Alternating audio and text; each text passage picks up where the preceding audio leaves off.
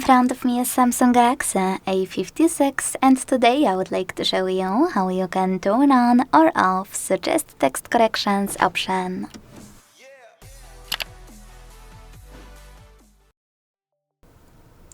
First of all, go into Settings and scroll to click on this section called General Management. Then click on Samsung Keyboard Settings.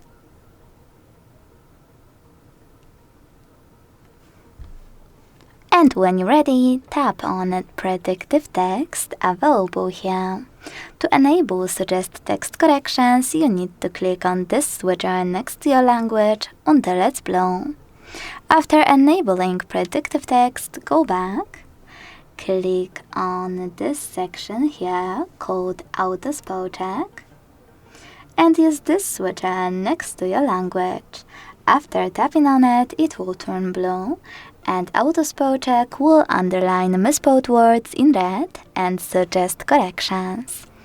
If you will ever want to disable it, tap on the same switcher until it's gray. Thanks so much for watching. If you enjoyed this video, leave a like, comment and subscribe. Bye!